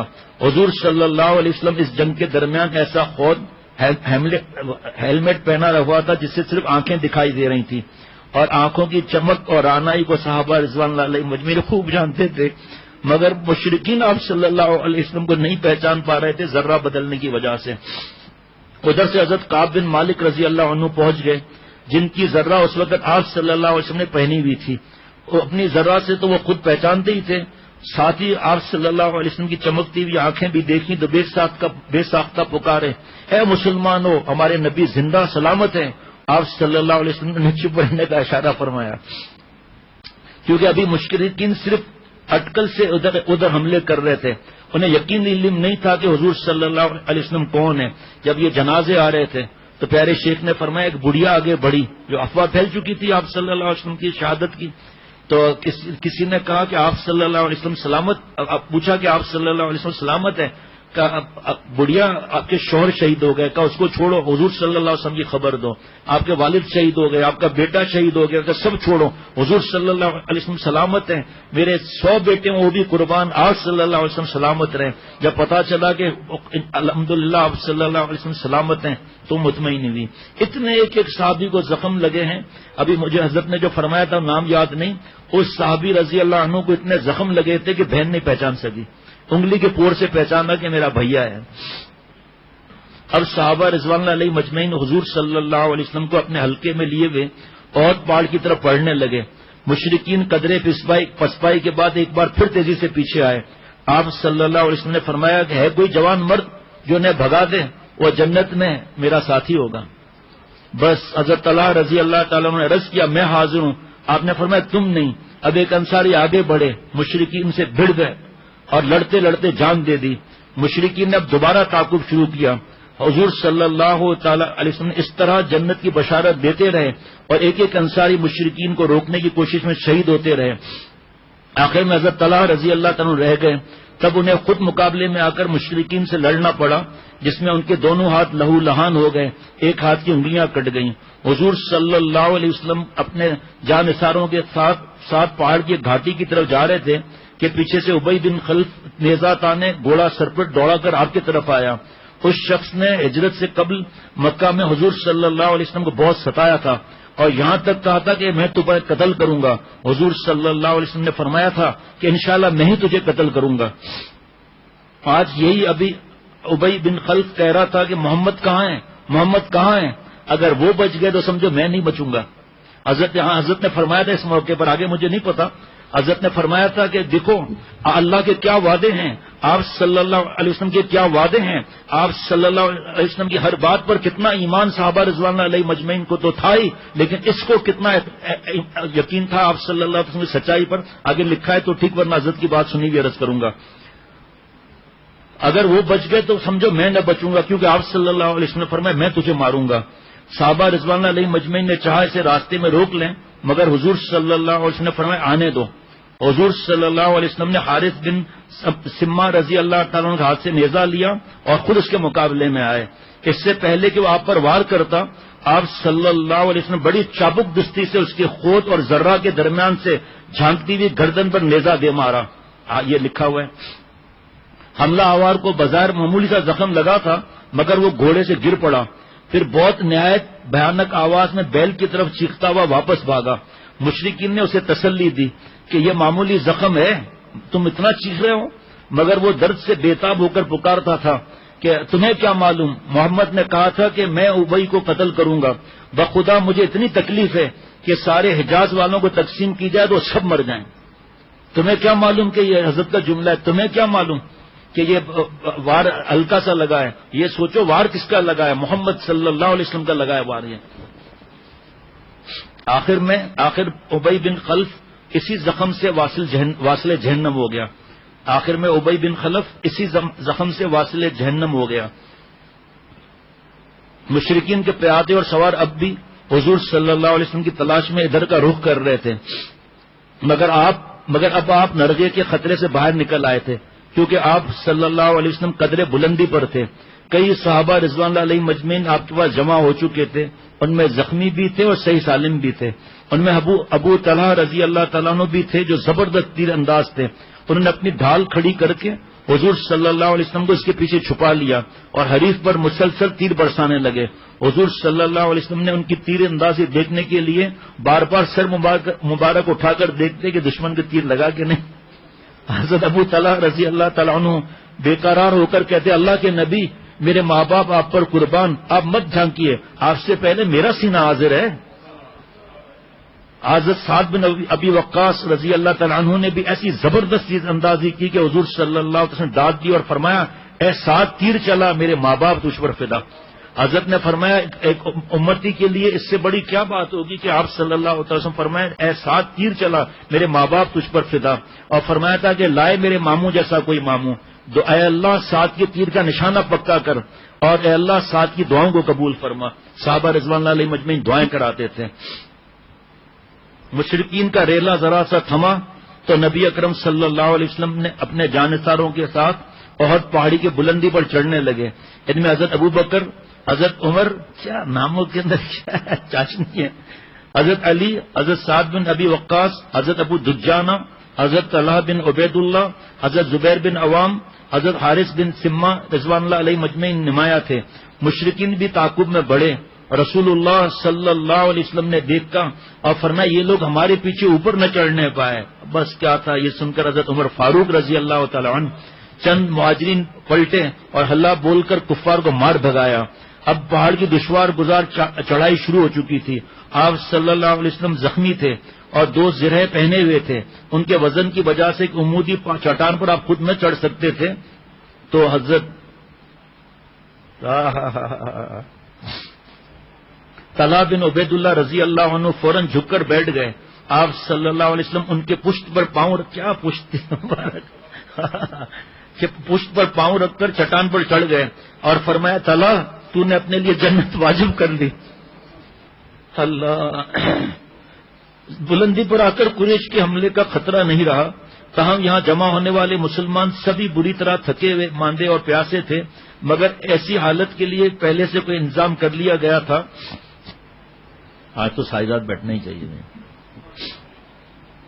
یہاں خدمت کے لیے مسلمان خواتین موجود تھیں. حضرت ابو طلحہ رضی اللہ عنہ کی بیوی ام سلیم، ان کا واقعہ بھی عجیب حضرت نے سنایا. اور ان کے بیٹے کا انتقال ہوا تھا تو کیا رات کو بات بھی تھی. حضرت ام المؤمنین حضرت عائشہ صدیقہ رضی اللہ تعالی عنہما پانی کی مشکی سے بھر بھر کر کمر پر لاتی اور لا کر مجاہدین اسلام کو پانی پلاتی. صدیقہ کائنات ہماری اماں. بچوں میں سے حضرت انس رضی اللہ عنہ جو صرف 13 سال کے تھے، حضور صلی اللہ علیہ وسلم کے خصوصی خادم کے طور پر یہاں موجود تھے. حضرت فاطمہ رضی اللہ تعالی عنہ بھی موجود تھیں. نبی اکرم صلی اللہ علیہ وسلم کے چہرے انور سے خون مسلسل بہ رہا تھا. حضرت علی رضی اللہ تعالی عنہ ڈھال میں پانی بھر کر لائے اور آپ صلی اللہ علیہ وسلم کے زخموں کو صاف کیا، مگر خون بند نہ ہوا. حضرت فاطمہ رضی اللہ تعالیٰ عنہ نے یہ دیکھا تو چٹائی کے ایک ٹکڑے کو جلایا اور اس کی راکھ آپ صلی اللہ علیہ وسلم کے زخم پر لیپ دی. خون بہنا بند ہو گیا. اسی دوران تھکے آرے مجاہدین پر یکایک اونگ طاری ہونے لگی، جو ایسے نازک وقت میں ناممکن سی بات تھی، مگر حالت یہ تھی کہ صحابہ رضوان اللہ علیہ مجمعین کوشش کے باوجود بیدار نہ رہ سکے. حضرت ابو طلحہ رضی اللہ تعالیٰ عنہ کی شہادت سے شمشیر بار بار گر جاتی تھی. چند گھڑیوں کے بعد یہ کیفیت ختم ہوئی تو مسلمان تازہ دم ہو چکے تھے اور اپنے اندر ایک نئی قوت محسوس کر رہے تھے. یہ سکینہ کا نزول تھا. جنگ کا ہنگامہ تھم چکا تھا. قریش بھی حضور صلی اللہ علیہ وسلم کی تلاش سے مایوس ہو چکے تھے. تاہم جاتے جاتے ان کے سپاہ سالار ابو سفیان نے پہاڑ کے پاس آ کر فتح کے نعرے لگائے اور کہا لڑائی کا ڈول اوپر نیچے ہوتا رہتا ہے، آج کا دن یوم بدر کا بدلہ ہے. یہ دیکھیے پھر ابو سفیان پر کیا اللہ نے مہربانیاں فرمائی. رسول اللہ صلی اللہ علیہ وسلم کے حکم پر حضرت عمر رضی اللہ تعالیٰ عنہ نے کھڑے ہو کر جواب دیا، اللہ ہے غالب اور بالا تر، اس کے سوا کوئی نہیں. ابو سفیان نے کہا ہمارا عزا ہے، تمہارا کوئی عزا نہیں. حضرت عمر رضی اللہ تعالیٰ عنہ نے حضور صلی اللہ علیہ وسلم کی تلقین فرمانے پر جواب دیا، ہمارا مولا ہے اللہ، تمہارا کوئی مولا نہیں. سورہ محمد کی آخری آیتوں میں یہ ہے. ابھی سفیان نے پوچھا قسم دیتا ہوں سچ سچ بتاؤ ہم نے محمد کو قتل کر دیا ہے یا نہیں؟ حضرت عمر رضی اللہ تعالیٰ عنہ نے سختی سے جواب دیا نہیں، اللہ کی قسم وہ تو اس وقت تک تمہاری آواز سن رہے ہیں. ابو سفیان نے جانے سے پہلے کہا اگلے سال پھر بدر میں مقابلہ ہوگا. جواب ملا ٹھیک ہے، اگلے سال وہاں مقابلے کا وعدہ رہا. اللہ تعالیٰ اپنی رحمت سے ہم سب کو اپنا خاص تعلق نصیب فرمائے. جب کفار کا لشکر واپس ہوا تو رسول اللہ صلی اللہ علیہ وسلم نے حضرت علی رضی اللہ تعالیٰ کے ذمہ لگایا کہ ان کا تعاقب کریں اور دیکھیں وہ کیا کر رہے ہیں. رسول اللہ صلی اللہ علیہ وسلم نے فرمایا اگر وہ اونٹوں پر سوار ہوں، گھوڑوں کو خالی ساتھ لے جا رہے ہوں تو پھر وہ سیدھے مکہ جائیں گے، لیکن وہ گھوڑوں پر سوار دکھائی دیں تو ان کا ارادہ مدینے پر حملے کا ہوگا. اللہ کی قسم اگر ایسا ہوا تو میں خود ان کے مقابلے میں نکلوں گا. پھر آپ صلی اللہ علیہ وسلم فرما رہے ہیں حضرت علی رضی اللہ تعالیٰ عنہ قریش کے پیچھے گئے، پھر واپس آ کر بتایا وہ اونٹوں پر سوار مکے کی طرف جا رہے تھے اور گھوڑے خالی ساتھ جا رہے ہیں. پورے اطمینان کے بعد آپ صلی اللہ تعالی وسلم نے شہداء کے تجہیز اور تکفین کی طرف متوجہ ہوئے. میدان احد میں شہداء کی لاشیں بکھری ہوئی تھی. ان میں حضرت انس بن نضر رضی اللہ تعالیٰ عنہ بھی تھے جن کو 80 کے لگ بھگ زخم لگے. یہ وہی آگے واقعہ آ گیا. لاش ناقابل شناخت ہو گئی تھی. ان کی بہن نے انگلیوں کے پوروں سے انہیں پہچانا. یہ ہمارے حضرت سے ماشاءاللہ سن چکے یہ چیزیں. شہادت کی سعادت میں پانے والے حسیر رضی اللہ عنہ بھی تھے. وہ اسی دن اسلام لائے تھے اور سیدھا میدان کارزار میں پہنچ گئے تھے. میدان جنگ میں خوب دادے شجاعت دی اور آخر شدید زخمی ہو کر گر پڑے. جنگ کے بعد جب مسلمان شہیدوں کی تجہیز و تکفین کرنے لگے تو لاشوں کے درمیان یہ دم توڑتے نظر آئے. کسی کو پتا نہ تھا کہ یہ مسلمان ہو گئے ہیں. پوچھا تم یہاں کیسے ہو؟ قومی اہمیت کی وجہ سے آئے تھے یا اسلام کی خاطر؟ بولے اسلام کی خاطر. ہاں میں اللہ اور رسول صلی اللہ علیہ وسلم پر ایمان لا چکا ہوں، یہ کہہ کر شہید ہو گئے. حضور صلی اللہ علیہ وسلم نے فرمایا یہ جنتی ہیں، یہ ایسے جنتی ہیں جنہیں ایک نماز پڑھنے کی نوبت بھی نہیں آئی. یہ ہے کلمہ شریف. شہداء میں حضرت عمر بن جمہو رضی اللہ عنہ بھی تھے جو ایک پاؤں سے معذور تھے. ان کے 4 کڑیل جوان بیٹے اسی جنگ میں شریک ہونے جا رہے تھے. تب یہ بھی واقعہ اس میں لکھا ہے صحابہ رضوان اللہ علیہم اجمعین کے واقعات میں. تب انہوں نے بھی ساتھ نکلنے کی آرزو کی. لڑکوں نے بڑھاپے اور معذوری کا کہہ کر منع کیا تو حضور صلی اللہ علیہ وسلم کے پاس آ کر عرض کرنے لگے میرے لڑکے مجھے آپ کے ساتھ جہاد پر جانے سے روک رہے ہیں. اللہ کی قسم میں چاہتا ہوں کہ اپنے لنگڑے پاؤں سے جنت میں چلوں پھروں. یہ جذبہ دیکھ کر حضور صلی اللہ تعالی وسلم نے شرکت کی اجازت دے دی. اب ان کی لاش بھی میدان جنگ میں پڑی تھی. ان میں حضرت حنظلہ رضی اللہ تعالی عنہ، یہ جو میں نے عرض کیا تھا ان کا واقعہ لکھا ہوا ہے. ان میں حضرت حنظلہ رضی اللہ عنہ بھی تھے. ان کا باپ ابو عامر راہب اس جنگ میں مشرکین کے ساتھ تھا. عبداللہ بن ابی منافق کی بیٹی جمیلہ جو پختہ ایمان والی لڑکی تھی ان کے نکاح میں آئی تھی. گزشتہ رات ہی شادی ہوئی تھی. ابھی سہاگ رات کا غسل نہیں کیا تھا کہ مسلمانوں کی مختصر جو تھوڑی دیر کے لیے شکست کی خبر سنی سیدھے دوڑے آئے اور مارکے میں جان کی بازی لگا کر شہادت پائی. انہیں کفناتے ہوئے مسلمانوں کو ان کے جسم سے پانی کے قطرے ٹپکتے ہوئے محسوس ہوئے.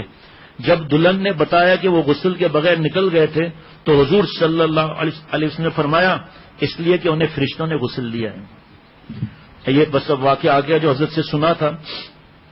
ان میں مصعب بن زبیر رضی اللہ تعالیٰ عنہ بھی تھے جو مکے کے سب سے خوبصورت اور خوش لباس نوجوان تھے. جب وہ ایک لباس 250 درہم، ایک عطر 300 درہم، لیکن جب ایمان لائے تو ستائے گئے، کپڑے اتار لیے گئے، بوری کا کپڑا دیا گیا. مدینہ شریف پیدل پہنچے تو زخم سے پیر سے زخم جاری تھے. آپ صلی اللہ علیہ وسلم روئے. فرمایا حضرت نے یہ آنسو غم کے آنسو نہیں تھے، اس بات کی خوشی کے آنسو تھے کہ اللہ اور حضور صلی اللہ علیہ وسلم کیسا انہیں پیارے ہیں.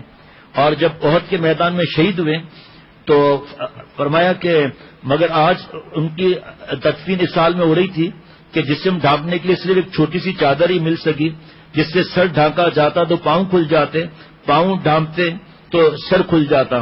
آپ صلی اللہ علیہ وسلم نے فرمایا کہ ایک حصہ سر پر کر دیں، پیر پر اس وقت کی گھاس کی وول ڈال دیں. آپ صلی اللہ علیہ وسلم پھر روئے اور فرمایا کہ یہ رونا بھی اس بات پر نہیں ہے کہ اس اللہ اتنے پیارے ہیں کہ اللہ جوانی کے اندر اللہ پر جان دے دی. حضور صلی اللہ علیہ وسلم کو ان افراد کی خاص طور پر فکر ہو رہی تھی جن کی لاشیں نہیں مل سکی تھیں، مگر وہ زندہ بچ جانے والوں میں بھی نظر نہیں آ رہے تھے. آپ صلی اللہ علیہ وسلم نے سعد بن ربیع انصاری رضی اللہ تعالیٰ عنہ کے بارے میں دریافت کیا کہ وہ کہاں ہیں، بچ گئے یا شہید ہوئے. محمد بن مسلمہ رضی اللہ تعالیٰ عنہ انہیں تلاش کرنے میں کامیاب ہو گئے. سعد بن ربیع انصاری رضی اللہ عنہ لاشوں کے درمیان پڑے آخری سانسیں لے رہے تھے. اس حالت میں بھی وہ حضور صلی اللہ علیہ وسلم ہی کی سلامتی کے لیے مضطرب تھے. ان کے آخری الفاظ یہ تھے کہ حضور صلی اللہ علیہ وسلم کو میرا سلام کہنا اور عرض کرنا کہ اللہ آپ کو ہر اس جزا سے بہتر جزا دے جو کسی امتی کی طرف سے اس کے نبی کو ملی ہو، اور مسلمانوں کو بھی سلام کہہ کر یہ پیغام دینا اگر حضور صلی اللہ علیہ وسلم کو تمہارے جیتے جی ذرا بھی کچھ تکلیف پہنچی تو اللہ کے ہاں تمہارا کوئی عذر قبول نہیں ہوگا. یہ کہتے کہتے ان کی روح پرواز کر گئی. قریش کے بعض لوگوں نے لاشوں کی بے رحمتی کی تھی، ناک، کان اور دیگر اعضاء کاٹ ڈالے تھے. حضرت حمزہ رضی اللہ عنہ کا سینہ چیرا گیا، چہرہ مسح کیا گیا. حضور صلی اللہ علیہ وسلم کو چچا سے غیر معمولی محبت تھی، وہ آپ کے رضائی بھائی اور قریبی دوست بھی تھے. ان کی لاش کا یہ حال دیکھ کر آپ صلی اللہ علیہ وسلم کو بہت دکھ ہوا. میں اس کا بیان کرنا چاہتا تھا لیکن اب ظاہری بات ہے یہ اس وقت کا مضمون ویسے بھی اختتام پر پہنچ رہا ہے. آپ صلی اللہ علیہ وسلم کو بے حد دکھ ہوا. فرمایا اس جیسا صدمہ پھر کبھی نہ پہنچے. اس دوران آپ صلی اللہ علیہ وسلم کی پھوپھی حضرت صفیہ رضی اللہ تعالیٰ عنہ اس حادثے کی خبر سن کر دوڑی آئیں. حضور صلی اللہ علیہ وسلم نے دیکھا تو فوراً ان کے صاحبزادے زبیر رضی اللہ تعالیٰ عنہ کو کہا انہیں روک لو، زبیر دیکھنے نہ پائیں اس حالت میں. زبیر رضی اللہ تعالیٰ عنہ نے آگے بڑھ کر انہیں کہا رسول اللہ صلی اللہ علیہ وسلم نہیں چاہتے کہ آپ لاش کو دیکھیں. بولیں اپنے بھائی کے لیے کفن کے 2 کپڑے لائی ہوں، یہ لے لو. مسلمان ان 2 کپڑوں میں حضرت حمزہ رضی اللہ تعالیٰ عنہ کو کفنانے لگے تو ایک انصاری کی نوچی گئی لاش نظر آئی. صحابہ کو گوارا نہ ہوا کہ اسے بے کفن رہنے دیں. آخر ایک کپڑے میں حضرت حمزہ رضی اللہ عنہ اور دوسرے میں ان انصاری کو دفن کیا گیا. یا ایک واقعہ اور بھی ہے کہ حضرت صفیہ رضی اللہ تعالیٰ عنہ نے فرمایا تھا مجھے پتا ہے میرا بھائی شہید ہو گیا, مجھے دیکھنے دے دیں. اس جنگ میں جانی نقصان مسلمانوں کا زیادہ ہوا تھا, اس لحاظ سے قریش کو فتح حاصل ہوئی تھی, مگر یہ فتح ادھوری تھی کیونکہ مسلمانوں کی ریاست بھی باقی تھی اور قیادت بھی. آپ صلی اللہ علیہ وسلم سلامت تھے, مسلمان آخر تک میدان جنگ کے پاس مورچہ زن تھے, ان میں سے نہ تو کوئی قیدی بنا اور نہ ہی کسی نے ہتھیار ڈالے. سب سے بڑھ کر یہ کہ مسلمانوں نے جان پر کھیل کر اپنے آقا اور مولا صلی اللہ علیہ وسلم کی حفاظت کی تھی, اور قریش ایڑی چوٹی کا زور لگا کر اتنی طاقت کے ساتھ بھی آپ صلی اللہ علیہ وسلم تک نہیں پہنچ سکے تھے. اپنے ان کمزور پہلوؤں کا مشرکین مکہ کو پورا احساس تھا. حضور صلی اللہ علیہ وسلم نے دشمن کی اس احساس کمتری کو مزید پختہ کرنے اور مسلمانوں کے نفسیاتی برتری کو ثابت کرنے کے لیے اگلے ہی دن قریش کے لشکر کا تعاقب کرنے کا فیصلہ فرمایا. اللہ کا حکم بھی یہی تھا. ان میں یہ حکمت بھی تھی کہ اگر قریش کو آگے چل کر مدینے پر حملہ کرنے کا خیال آ جائے تو مسلمانوں کی اس جڑت کو دیکھ کر اپنا ارادہ ترک کریں گے. ایسا ہی ہوا. کافی آگے جا کر قریش کے فاتح سرداروں کو اپنی نامکمل رہ جانے کا احساس ہوا تو مدینے میں گھس کر لوٹ مار کرنے کا منصوبہ بنانے لگے. لیکن اچانک انہیں پتا چلا کہ حضور صلی اللہ علیہ وسلم لشکر مرتب کر کے ان کے تعاقب میں آ رہے ہیں. یہ سن کر وہ اتنے بدحواس ہوئے کہ سرپٹ مکے کی طرف کوچ کر لیا. حضور صلی اللہ تعالی وسلم نے ان کا تعاقب کیا, وہاں 3 دن ٹھہرے. جب قریش کے مکہ جانے کا اطمینان ہو گیا تب حضور صلی اللہ علیہ وسلم واپس ہوئے. اس میں حضرت جابر بن عبداللہ رضی اللہ تعالیٰ عنہ کے سوا تمام لوگ وہی تھے جو غزوہ احد میں شریک تھے. حالانکہ ان کی اکثریت زخمی اور تھکی ماندی تھی. اس کے باوجود آپ صلی اللہ علیہ وسلم کے حکم پر اس نئے مہم کے لیے خود کو پیش کر دینا جان نثاری, تابع داری اور قربانی کی حیرت انگیز مثال تھی. عمارہ رضی اللہ عنہ کو جنگ میں 12 زخم لگے تھے, بستر پر پڑی تھیں. ابن کمیہ کے ہاتھوں ان کے کاندھے پر آنے والا زخم نہایت کاری تھا. اس دوران مدینے کی گلیوں میں رسول اللہ صلی اللہ علیہ وسلم کے منادی نے پکارا, یہی کہ اس پیچھا کرنے کون چلے گا. حضرت عمارہ رضی اللہ تعالیٰ عنہ نے یہ صدا سنی تو اسی حالت میں جانے کے لیے بےتاب ہو گئیں. خود کو کپڑوں میں اچھی طرح لپیٹا اٹھنے لگی, مگر زخم تازہ تھے, ان سے خون جاری ہو گیا. رات بھر ان کے زخموں کی برم پٹی ہوتی رہی. اس دوران رسول اللہ صلی اللہ علیہ وسلم واپس تشریف لے گئے. واپس آئے تو فوراً ایک صحابی عبداللہ بن کعب رضی اللہ عنہ کو عمارہ رضی اللہ تعالیٰ نے گھر بھیج کر ان کی خیر و خیریت دریافت کی. جب معلوم ہوا کہ انہیں افاقہ ہو رہا ہے تو رسول اللہ صلی اللہ علیہ وسلم بے حد مسرور ہوئے. عمارہ رضی اللہ تعالیٰ عنہ کے کاندھے کا زخم 1 سال میں جا کر ٹھیک ہوا.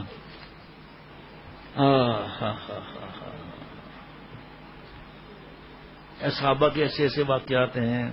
بڑے بڑے سرداروں کے سامنے کیسے تھے, کس طرح ان کو. ابھی ایک واقعہ آئے گا آگے, وہ دوسری کتاب میں ہے. صحابی سے پوچھا گیا آپ کو چھوڑ کر آپ صلی اللہ علیہ وسلم کو یہ اس طرح کریں, دماغ خراب.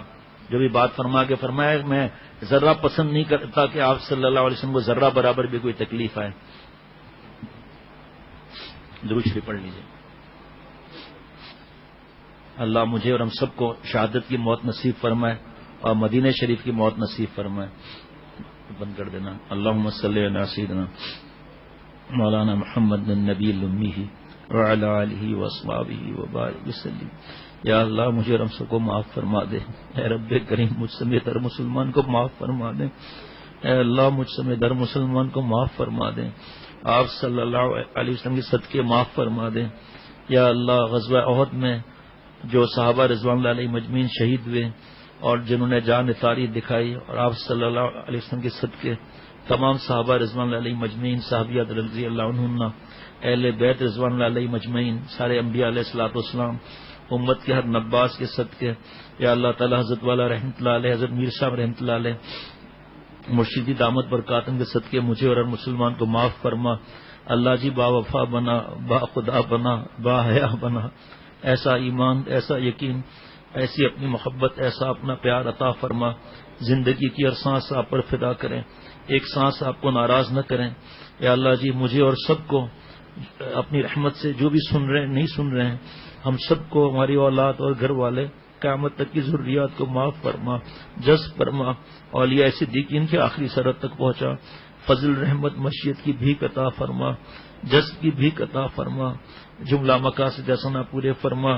رزق کی برکت ہر مسلمان کو عطا فرما. یا اللہ رزق کی برکت ہر مسلمان کو عطا فرما، مجھ سمیت ہر مسلمانوں کی پریشانیوں کو دور فرما. اے رب کریم ہم سب کے جملہ مقاصد حسنہ پورے فرما. یا اللہ جو نہیں مانگ سکے وہ نعمتیں بھی عطا فرما. اے رب کریم کرونا وائرس کو ختم فرما. اے رب کریم عافیت کا معاملہ فرما. یا اللہ اپنی رحمت سے جو مسلمان اس میں بیمار ہے اپنی رحمت سے شفا عطا فرما. مجھ سمیت ہر مسلمان کی حفاظت فرما. یا اللہ جتنی دعائیں مانگی ہیں جذب کی اور ہر سانس پیدا کرنے کی، سب میں اپنے لیے مانگتا ہوں.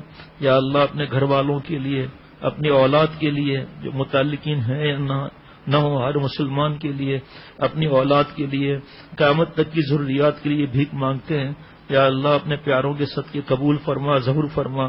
اللہ جی حضور صلی اللہ علیہ وسلم کے صدقے ایسی محبت عطا فرما کہ آپ صلی اللہ علیہ وسلم کی ہر سنت پر 100% عمل کرنے والے بن جائیں. یا اللہ غرفت السالکین اور مسجد اختر کو حضرت والا کے درد دل کے نشر و اشاعت کے لیے عالمی مرکز بنا. اس کے لیے یا اللہ مجھے اور میرے گھر والے اور میرے احباب، ہم سب کے گھر والے اولاد قیامت تک کی ضروریات کو اس کے لیے قبول فرما اور اخلاص عطا فرما. ریا سے بچا، اچھے اخلاق عطا فرما، تکبر سے بچا. اور اے اللہ دنیا اور دین کے لیے خزانے برسا دے، خصوصاً یا اللہ شعبہ نشر و اشاعت کے لیے خزانے برسا دے. اے رب کریم اپنی رحمت سے، اپنے کرم سے ہم سب کو اپنا بنا. اے اللہ جو بے اولاد ہیں انہیں آپ صلی اللہ علیہ وسلم کے صدقے نیک صالح اولاد عطا فرما. حافظ خضر کو، حافظ صوبان کو، سناد میاں کو، حافظ عدنان میاں کو. اے رب کریم جن کی اولاد نہیں سب کو صاحب اولاد بنا دیں. اے اللہ اپنی رحمت سے نعیم بھائی کے سب گھر والوں کو شفا عطا فرما. اے اللہ جو بیمار ہیں سب کو شفا عطا فرما. اے رب کریم معاف فرما دے. اے رب کریم مجھے خاص معاف عطا فرما دے. اے اللہ بیان پر چلنے کی توفیق عطا فرما. اے اللہ کچھ بھی بیان ہو جائے، کچھ بھی یہ حالات کا پڑھنا ہو جائے یا حضرت کی باتیں یاد آپ دلاتے ہیں، کچھ حق ادا نہیں ہوتا، صرف معافی کی بھیک مانگتے ہیں، معاف فرما دیجیے. اے رب کریم مجھ سمیت پورے مسلمانوں کے، سب مسلمانوں کے دل میں اور ہم سب کی قیامت تک کی ضروریات کے دل میں یہ باتیں عطا فرما. ایسی محبت عطا فرما اپنی اور آپ صلی اللہ علیہ وسلم کی، صحابہ رضوان علیہ مجمعین کی، اللہ والوں کی محبت. اے اللہ 100% عمل کرنے والا بنا دیں. اے اللہ 100% عمل کرنے والا بنا دیں. جن کی داڑیاں نہیں انہیں شرعی داڑھی کی توفیق عطا فرما. جو شرعی پردہ نہیں کرتی شرعی پردے کی توفیق عطا فرما. عالم اسلام کی حفاظت فرما. اے اللہ عالم اسلام کی حفاظت فرما. سعودی عرب کی حفاظت فرما. حرمین شریف ان کی حفاظت فرما. مکہ شریف اور مدینہ شریف والوں کے لیے رزق کے خوب دروازے کھول دیجیے. یا اللہ سب کی پریشانیاں دور فرما. جن جن کو رزق کی پریشانی ہے اے رزاق سب کو، مجھ سمیت سب کو رزق کی برکتیں عطا فرما، کسی کا محتاج نہ فرما. اللہ جی آپ نے ہماری پیشانی کو لوگوں کے آگے جھکنے سے بچا لیا، بغیر استحقاق کے ہمارے ہاتھوں کو غیروں کے آگے پھیلانے سے بچا لے. اے رب کریم مساجد کے دروازے کھول دے. اے رب کریم حرمین شریفین کے دروازے عمرے کے لیے، رمضان شریف کے لیے، اعتکاف کے لیے، حج کے لیے کھول دیجیے. اے اللہ آسانیاں فرما دیجیے. اے اللہ میرے اور سب کے گناہوں کو معاف فرما دیں. اے رب کریم جو حفاظ ہیں پریشان ہیں، وہ یہ مدرسے کھلے ہوتے تو یہ اپنے قرآن پاک پکا کرتے اور آگے بڑھتے. یا اللہ سب کو اپنے گھروں میں خوب محنت کرنے کی توفیق عطا فرما. ان کے بڑوں کو بھی ان پر توجہ کرنے کی توفیق عطا فرما. اے رب کریم جو مانگا وہ نعمتیں بھی عطا فرما. آپ کریم ہیں، بغیر مانگے سب نعمتیں عطا فرما. یا اللہ یا رحم الرحمین رحمت للعالمین صلی اللہ علیہ وسلم کے صدقے ہم سب کی جملہ مقاصد حسنہ پورے فرما. عافیت کی بھی عطا فرما. اللہ جی اشکبار آنکھیں، تڑپتا ہوا دل عطا فرما. ایسی اشکبار آنکھیں جو ہمارے دلوں کو سیراب کر دیں وہ عطا فرما. یا اللہ اپنی محبت میں راتوں کو اٹھ کر آپ سے مانگنے کی اور معافی مانگنے کی توفیق عطا فرما. ایسے ہمت اور صحت عطا فرما. اے اللہ اپنی رحمت سے، اپنے کرم سے یا اللہ ہم سب کے جملہ مقاصد حسنہ پورا فرما. اے رب کریم حضرت والا رحمۃ اللہ علیہ، حضرت میر صاحب رحمۃ اللہ علیہ کی قبروں کو نور سے بھر دیں. ہر لمحہ، ہر سانس، ذرا ذرا سے پل پل پر دونوں کے پیاروں کی سجدوں کو اے اللہ ان کے سجدوں میں جو روئے ان کی برکتوں سے میں محروم نہ فرما. ان کی قبر پر نور کی بارشیں فرما دیں. اے اللہ میرے موجودہ شیخ حضرت شاہ عبد المتین صاحب دامت برکاتہ کو کروڑوں جانے عطا فرما. ہماری پیرانی صاحبہ کو بھی صحت عطا فرما. مولانا مفتی حسن صاحب کروڑوں جانے عطا فرما. جامع حکیم الامت کو جلد بنوا دے. اے اللہ غیر سے خزانے برسا دے اور خوب وہاں سے فیوز اور برکات اے اللہ پورے دنیا میں پھیلا دے. اے رب کریم اپنی رحمت سے سب مسلمانوں کو ایک کر دیجئے. اے اللہ اپنی رحمت سے ہر اسلامی ملک میں اسلامی نظام کو نافذ فرما دیں. اے اللہ ہم سب کو اللہ والا بنا دیں. اے اللہ احد کے شہیدوں کے صدقے ہمیں اپنی وفاداری نصیب فرما دیں. صلی اللہ علیہ وسلم.